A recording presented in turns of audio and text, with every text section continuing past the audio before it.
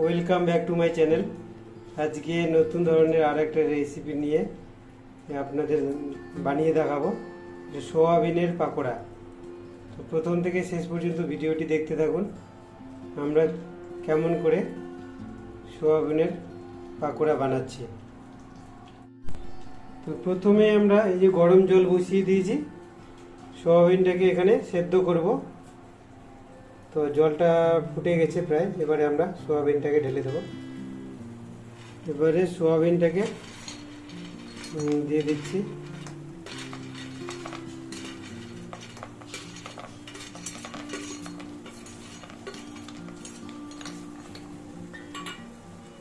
এবার ওভেনটাকে বন্ধ করে দিতে হবে, সয়াবিনটাকে মিনিমাম 5 মিনিটের মতো ভিজতে দিতে হবে। এবারে সোয়াবিনটাকে ছেঁকে নেব গরম জল দিয়ে।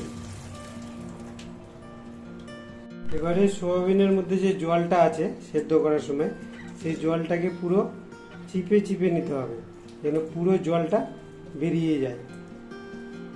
সবগুলো এইভাবে সুন্দরভাবে চিপে জলটাকে বের করে নিতে হবে।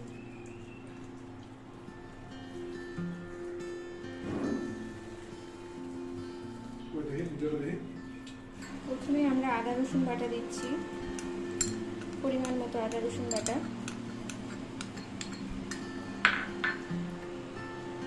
একটা কাঁচা পেঁয়াজ হালকা করে বেটে নিয়েছি।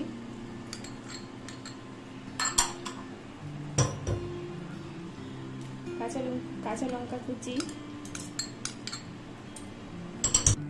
লবণ পরিমাণ মতো, হলুদ দিচ্ছি পরিমাণ মতো, ধনে বাটা, পরিমাণ মতো জিরে গুঁড়ো, পরিমাণ মতো লঙ্কা গুঁড়ো, কাশ্মীরি লঙ্কার গুঁড়ো, একটা ডিম দিব।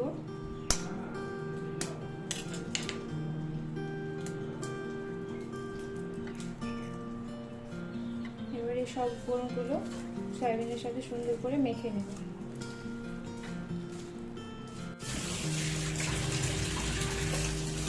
এবার একটা পাতিলেবুর রস দিয়ে দিচ্ছি, অর্ধেক কেটে নিয়েছি আমি।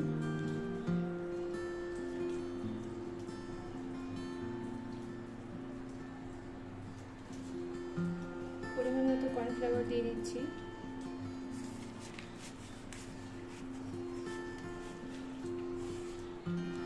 পরিমাণ মতো চালের গুঁড়ো দিয়ে দিচ্ছি।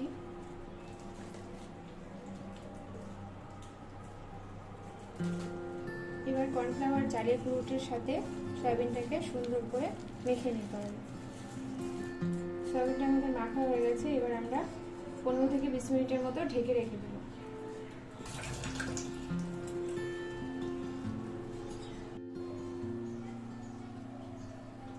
কড়াই বসানো হয়ে গেছে, এবারে তেলও আমাদের প্রায় গরম হয়ে গেছে। তেল গরম হলেই আমরা এবারে একে একে সোয়াবিন পাকোড়াগুলো ভেজে নেব। তা আপনারা প্রথম থেকে শেষ পর্যন্ত ভিডিওটি দেখতে থাকুন।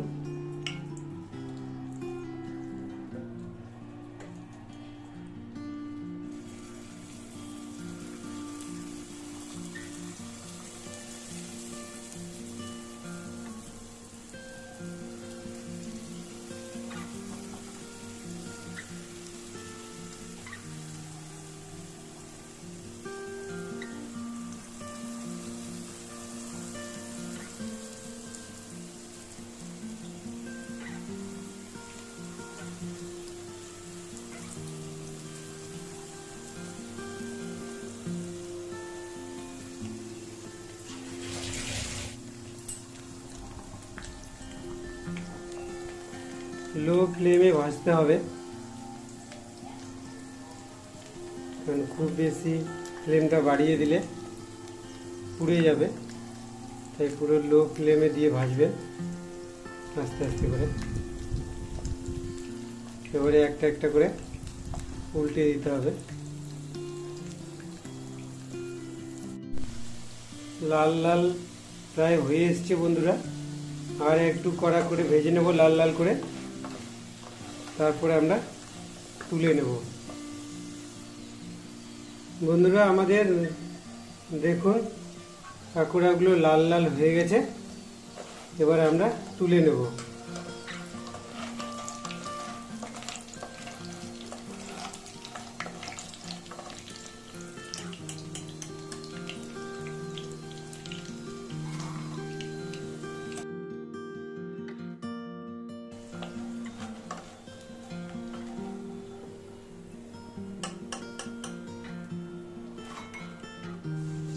বন্ধুরা দেখতেই পাচ্ছ আমাদের সোয়াবিনের পাকোড়া পুরোপুরি রেডি, একদম খুব কম সময়ে।